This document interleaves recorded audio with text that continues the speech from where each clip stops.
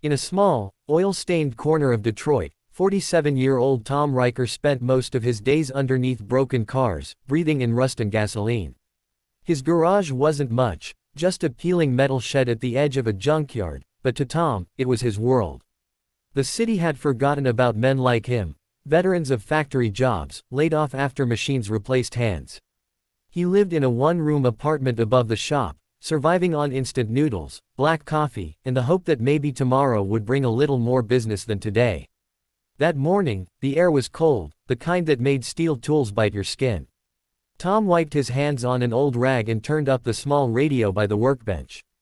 It was another day like any other, until a silver SUV coasted into the lot, sputtering and coughing like it was on its last breath.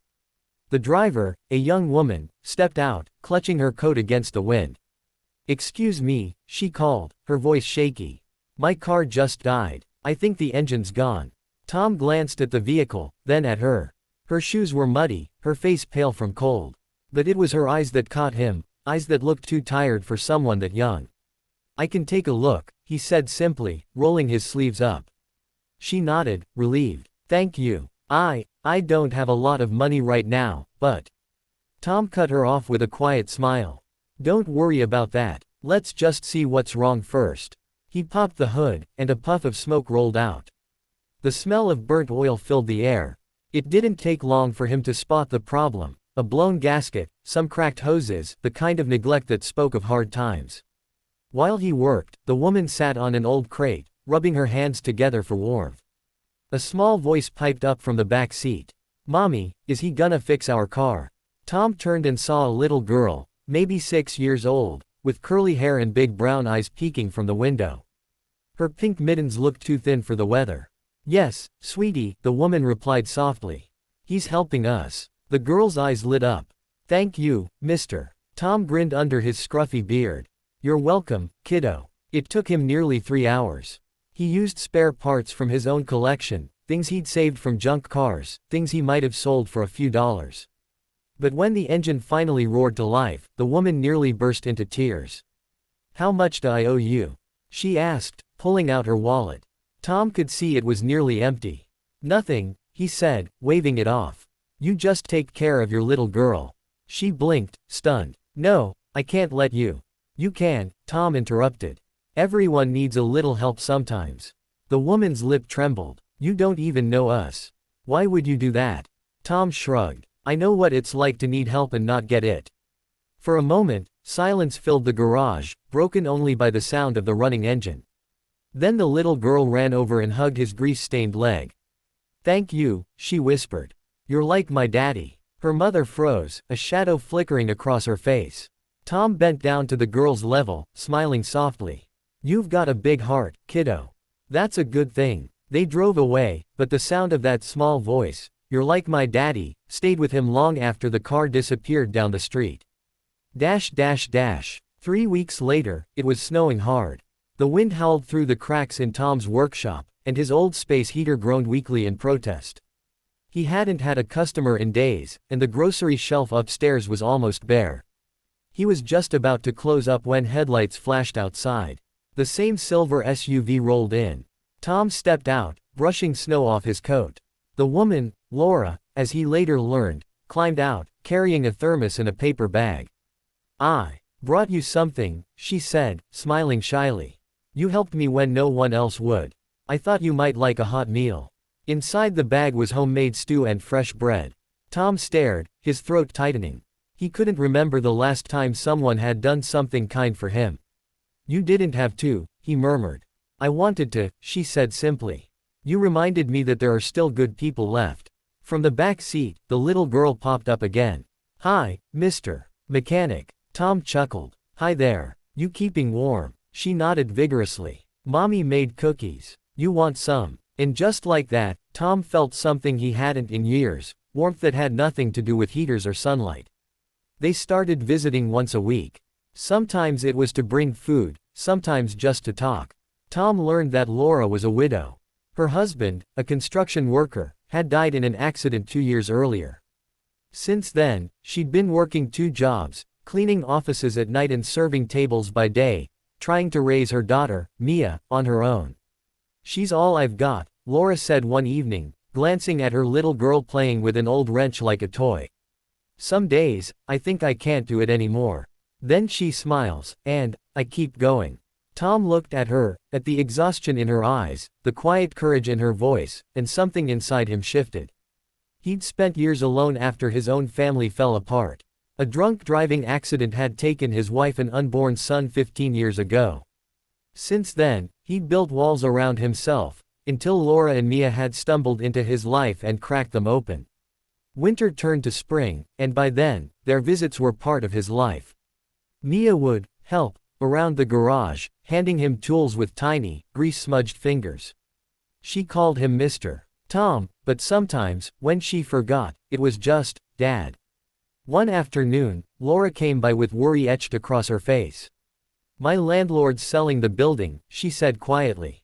We have to move out by next week. I don't know where we'll go. Tom stood silent for a long time. Then he looked around the garage, the dusty storage room in the back, big enough for a cot and a couple of boxes. You could stay here, he said finally. It's not much, but it's warm, and the roof doesn't leak, most days.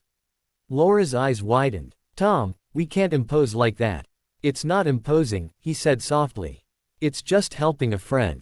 That night, the little storage room became a home, with 2 sleeping bags, a lamp, and the sound of laughter echoing where silence used to live. The months that followed were the happiest Tom could remember. He taught Mia how to fix a bike chain, how to tell a wrench from a socket.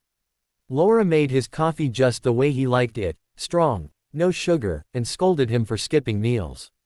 He'd catch himself watching them sometimes, afraid to blink in case it all vanished. But happiness has a way of testing the heart. One afternoon, a black sedan pulled into the lot. A man in a tailored suit stepped out, flashing a gleaming smile. Mr. Riker, he asked. I'm from Sterling Motors. We're buying this property for development. You should have received our letter.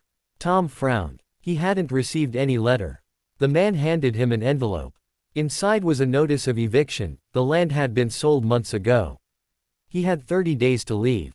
Tom's hands trembled. The shop, his home, the roof over Laura and Mia's heads, all gone in a month. That night, he couldn't sleep. He sat by the window, watching the lights of the city flicker in the distance. Laura woke up and found him sitting there, staring into the dark. What happened? She whispered. He told her everything. She took his hand without hesitation. We'll figure it out, she said. Together. But, together, wasn't a word Tom had dared to believe in for a long time. The next morning, he packed his tools and started looking for another space. Every lead was too expensive, every landlord uninterested in renting to a broke mechanic. Then, one rainy afternoon, Laura came rushing in, breathless, holding an envelope. Tom, you have to see this. Inside was a letter, from the Detroit Community Foundation. Apparently, someone had anonymously nominated him for their Good Samaritan grant. It included a check large enough to buy the shop outright. Tom stared at it in disbelief. Who did this? He asked. Laura just smiled, tears shining in her eyes. Sometimes kindness finds its way back to you. Later, he found out that Laura had written to the foundation, telling them about the poor mechanic who fixed a stranger's car for free. She hadn't expected anything, she just wanted people to know his story. A year passed. The shop was thriving again, cleaner and brighter than ever. A sign above the door read, Riker and Daughters Auto Repair. Mia stood proudly beside him in her tiny overalls, helping tighten bolts and handing out flyers. One evening, as the sun dipped behind the skyline, Tom sat outside the shop with Laura. They watched Mia chase fireflies in the fading light. She's growing fast, Tom said, his voice soft. Laura smiled. She's happier than she's been in years. Tom turned to her. So am I. There was a long pause. The world around them seemed to hold its breath. Then Mia ran up, holding a firefly in her hands. Mommy. Mr. Tom. Look. The tiny light glowed between her fingers like a living star. Careful, sweetheart, Laura said gently. Mia looked up at Tom, eyes wide and glistening.